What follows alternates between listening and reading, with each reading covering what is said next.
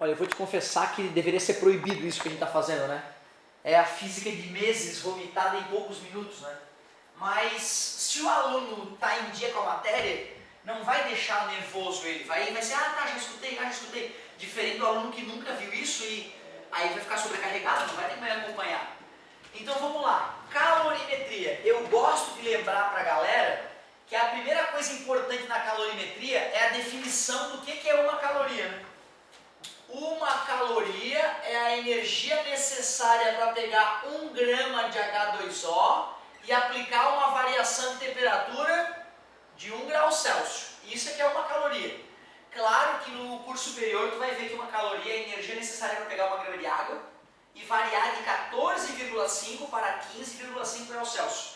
Isso só é um alerta para mostrar que o calor específico da água não é uma constante. Fomos ao laboratório, pegamos um objeto qualquer, jogamos calor e medimos a variação de temperatura.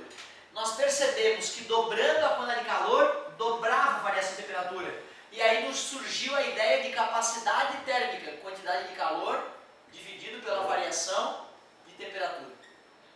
Calorias por grau Celsius. Só que nós começamos a perceber que objetos feitos do mesmo material, quando o objeto tinha 10 vezes mais massa, a capacidade térmica dele era 10 vezes maior. Quando ele tinha o triplo de massa, a capacidade térmica dele era o triplo. Nós logo percebemos que a capacidade térmica de um objeto era diretamente proporcional à sua massa. E aí, desta razão, nasceu para a gente uma outra ideia, a ideia de calor específico. Capacidade térmica é uma característica de um objeto. Calor específico, característica de uma substância. Isolou numa, substituiu na outra, surgiu o famoso quimacete. Só que essa fórmula só serve para corpos que estão mudando de temperatura.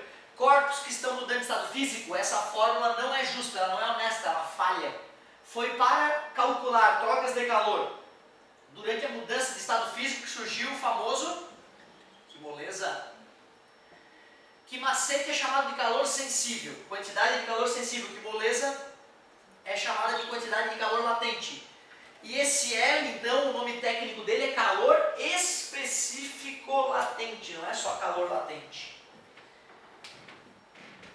Se nós quisermos pegar gelo e transformá-lo em água, a gente primeiro teria que fazer um quimacete para o gelo chegar a zero, um quimoleza para o gelo derreter e um quimacete para esquentar a água. Sempre intercalando, então, quimacete e quimoleza. Mas eu não consigo resistir e vou comentar com vocês aquelas situações onde a gente mistura coisa quente com coisa fria e ocorre um equilíbrio térmico. A gente chama de princípio das trocas de calor. Calor recebido mais calor perdido igual a zero. Com essa breve revisão de calorimetria, dá para a gente fazer uma das questões que caiu no Enem, que era da maldita garrafa térmica. Certo?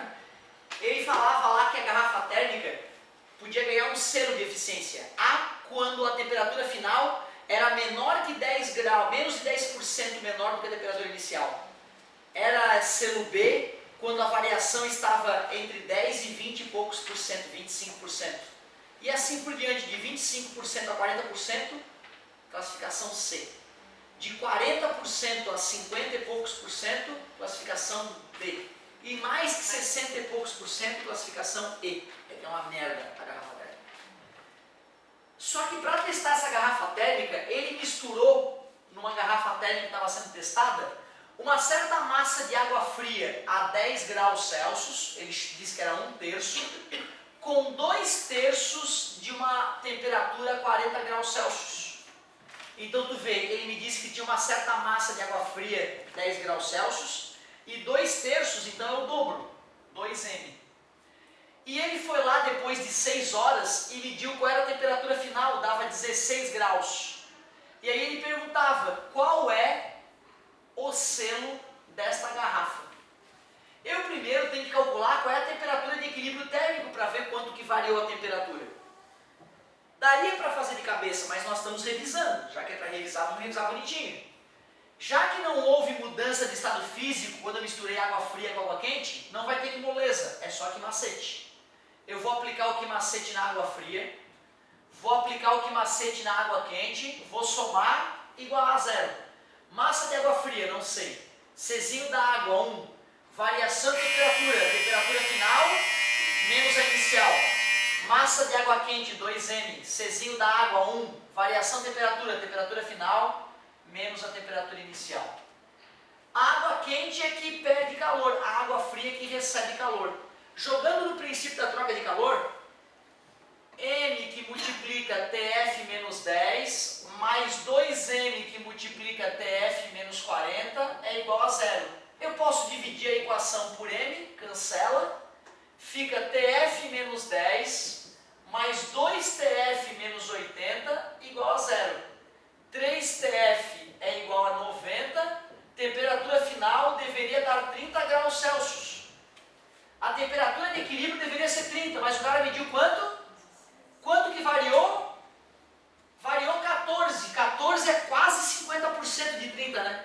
Então estava na faixa lá dos 45 a 50 e poucos por cento, que era a classificação D. Então era uma garrafa de porcaria.